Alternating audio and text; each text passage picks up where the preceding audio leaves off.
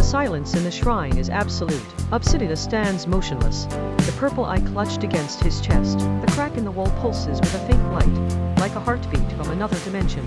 Leela watches him from the shadows, her voice silent for the first time since he woke inside her memory. Kim breaks the stillness. What will you do? Obsidius does not answer immediately. He looks at the crack. He can feel the hunger waiting on the other side, patient, amused, ancient, but he no longer fears it the way he did before. The hunger did not break him. It was never the hunger that broke him. He broke himself. And that, he realizes, makes all the difference. I want to see him, Obsidius says. Leela steps forward, her presence shimmering like heat above stone. See who? My father. The man behind the door. I want to see his face. Kim shakes her head slowly. That memory is sealed. Leela sealed it when she made the deal. It is not a door you can open again. Then I will make a new door. Obsidius raises the purple eye. It glows brighter, responding to his will. The light spills through his fingers and casts long shadows across the shrine walls. The crack in reality shudders as if recognizing a challenge. Leela's voice is quiet, almost gentle. If you look into that eye again, you may not come back the same. Some truths cannot be unlearned. I know, Obsidius says. I am done running from truths. He presses the eye to his own. The shrine dissolves. The crack shatters into 1,000 fragments of light. Obsidius falls through layers of time, through the deal, through the tooth, through the hallway of his childhood home. He falls past the door, past the voices of his mother and father arguing behind it, past the 7-year-old boy sitting alone in his room, holding a bloody tooth in his palm. He falls further still, to a time before the house, before the violence, before the deal, to a time when his father was not yet the man behind the door, when he was just a man, a young man standing in a room Obsidius has never seen.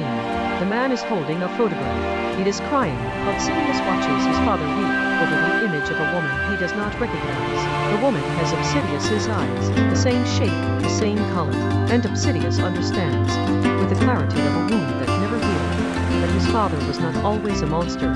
He was a man who lost someone he loved, someone who looked like Obsidius, and he never recovered. The shrine returns. Obsidius opens his eyes. Tears run down his face, but he does not wipe them away. The purple eye has dimmed. The crack in the wall is quieter now. He was not just a monster. Obsidius whispers. He was a man who forgot how to be anything else. Leela says nothing. Kim says nothing. Even the hunger is silent on the other side of the crack. Obsidius looks at the purple eye in his hand. He has seen the truth behind the door, and now, for the first time in his life, he does not know whether he is grateful or broken by it. He knows only one thing for certain. The man behind the door was his father, but his father was once a man who loved someone so deeply that losing her destroyed him, and that is the hardest truth of all. Obsidius opens his eyes. The shrine materializes around him slowly, as if reality itself is unsure whether to let him return. The purple eye has cooled in his hand, its light now a steady, calm glow. Leela watches him from her corner, her remaining eye unreadable. Kim stands near the crack, arms crossed, waiting. You saw something, Leela says. It is not a question. My father, Obsidius says. Before he was my father, he was holding a photograph. He was crying. Who was in the photograph? A woman. She had my eyes. Leela is silent for a long moment. When she speaks, her voice is careful, measured. I know who she was. Obsidius looks at her sharply. You know? Her name was Elena. She was your mother. I know my mother. She was behind the door. She argued with him. No. Leela interrupts softly. The woman behind the door was not Elena. That woman was his second wife. Your father remarried after Elena left. You never knew your real mother. The words hit Obsidius like a physical blow. He opens his mouth, closes it. The purple eye trembles in his hand. She left. He finally manages. She chose to leave. It was not an easy choice, but she had to make it. Why? Leela looks at him with something close to pity. Because she saw what was coming. The same thing I saw. The membrane, the hunger, the cracks. Elena had the sight, not as strong as yours, but enough. She knew that staying with your father would destroy you both, so she left to find a way to stop what was coming. Where is she now? I do not know. The sight has a way of pulling people toward the edges of reality. She could be anywhere, or nowhere. Kim steps forward. If Elena had the sight, she may have left something behind. A record, a weapon, a clue. Leela nods slowly.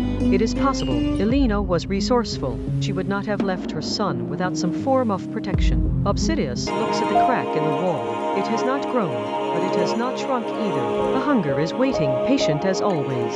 I need to find her, Obsidius says.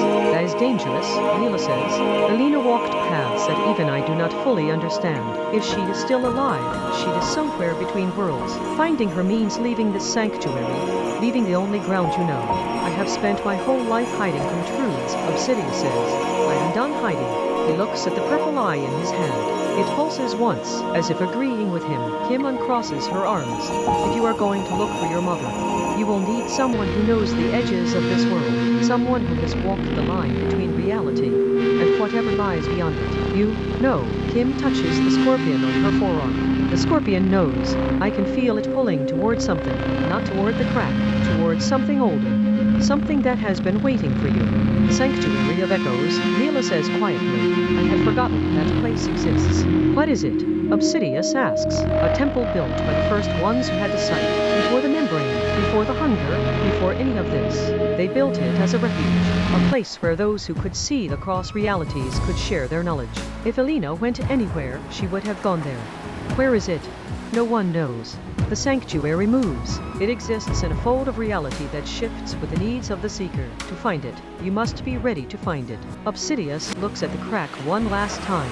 The hunger pulses back at him, a slow, mocking rhythm. Then I will make myself ready. Leela steps closer. Her voice drops to a whisper.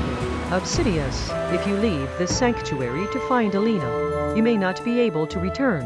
The path to the Sanctuary of Echoes is not a physical journey. It is a journey through the spaces between worlds. Every step you take away from here is a step into territory I cannot protect. I know. If you go without my eye. The purple eye is your anchor to this world. Take it with you, and you risk losing yourself in the void between. Leave it here, and you risk the hunger claiming it. Obsidius looks at the eye in his hand. Its light pulses steadily, warm against his palm. Then I will take it. If I lose myself, at least I will have something to guide me back. Kim touches his shoulder. Her hand is surprisingly warm. Before you go, there is something you should know. When I was Ambar, before I became Kim, I heard whispers about Elena. They said she did not only have the sight. They said she could walk through the membrane without an anchor, without an eye, without a deal. Is that true? Obsidius asks Leela. Leela hesitates. It is what I have heard. I never met Elena. By the time I found you, she was already gone. But if the whispers are true, your mother was not just a seer. She was something rarer, a walker, someone who could cross between realities using nothing but her own will. Obsidius feels the weight of this revelation settle over him like a second skin. Then she is the key to everything, he says. If I find her, I find a way to close the crack without destroying the eye, without losing Leela, without losing myself. That is a lot to ask of a woman who left you behind, Kim says gently. I know. Obsidius looks at her. His voice is steady. But she is my mother. She left to protect me. It is time I found out what she was protecting me for. The crack in the wall pulses once. The hunger's presence flickers at the edge of perception, listening, waiting. Obsidius slips the purple eye into his pocket. He walks to the center of the shrine, where the dust on the floor still bears the marks of his footsteps. I am ready, he says. Leela and Kim exchange a glance. The air in the shrine grows heavy. The candles gutter and die.